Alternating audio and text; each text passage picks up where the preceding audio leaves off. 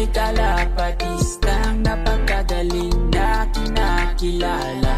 Di mo ma-compare dun sa iba. Taglay niyang kakayahan ay kinakabisa. Siya si Idol Madla, nakakahanga, may mga hawak.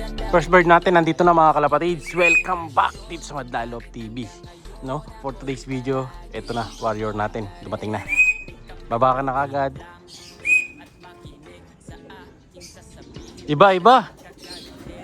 Ronda, pero parang sa atin na isa kanina eh. Of color, di sa atin yan, di sa atin.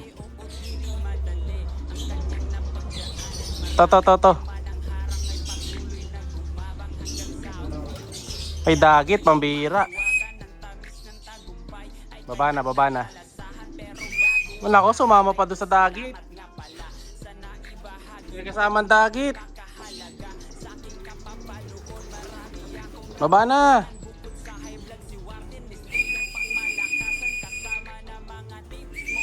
Pambira, may dagit na itim. Klak na to mga kalapatid kung wala yung dagit. Nasama doon sa dagit.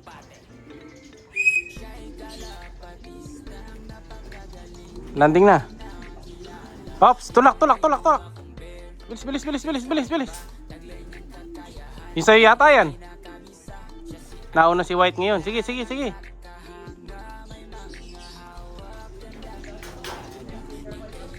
Nasaan yung dagit? Dumapo daw yung dagit sa bahay. May sticker din daw. Mabilis. Tulak boy, tulak mo. Say. Wrong pick. Iba'y nauna.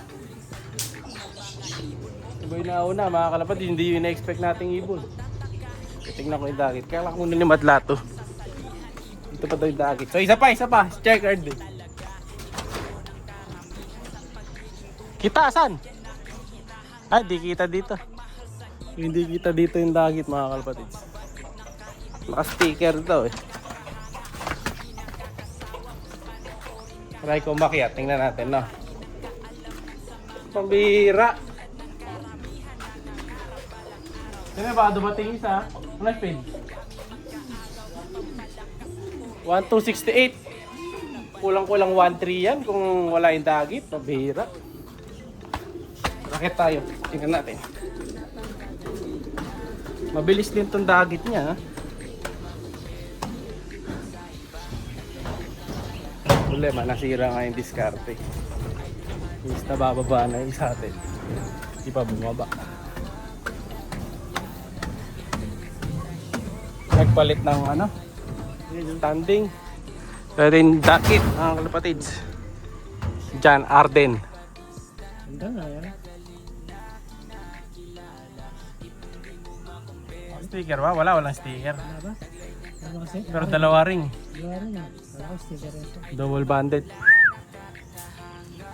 Yan yung nanira sa natin mga kalapatids sa ibon. May layo ng pagitan, no? 1 minute. Time check 9:18. Wala pa. Bilang dalawa.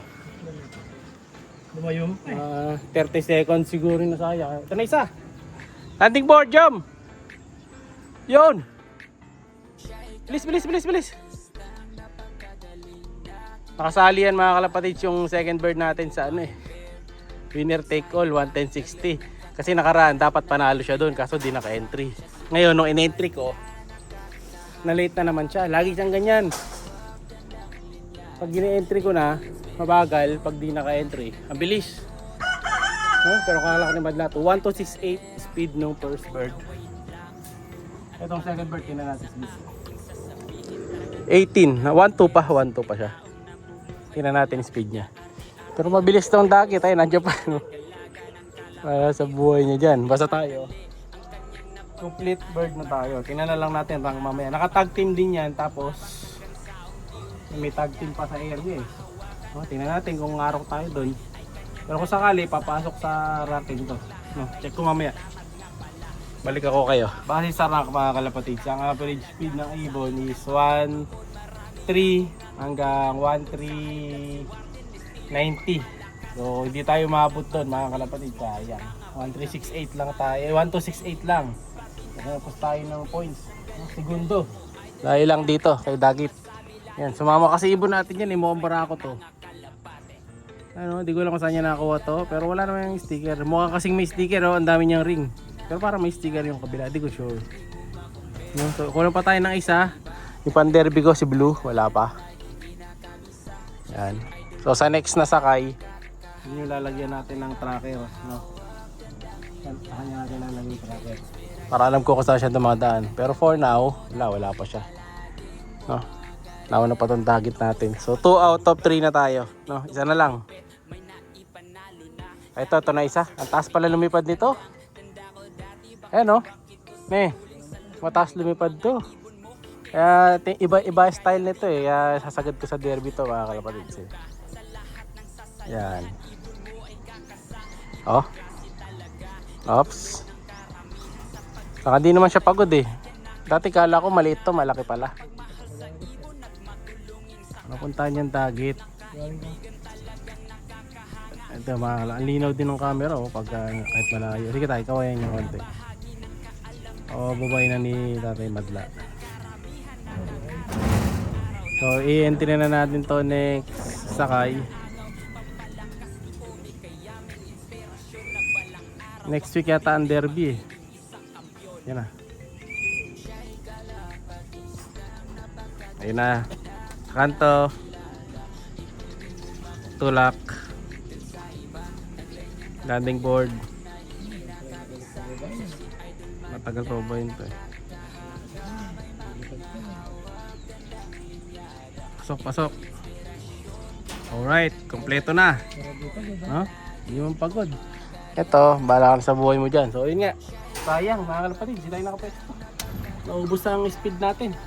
Kung kailan tayo maraming sali, doon bumagal. Kung mabilis, hindi tayo nakasali. Sayang, gawin na tayo.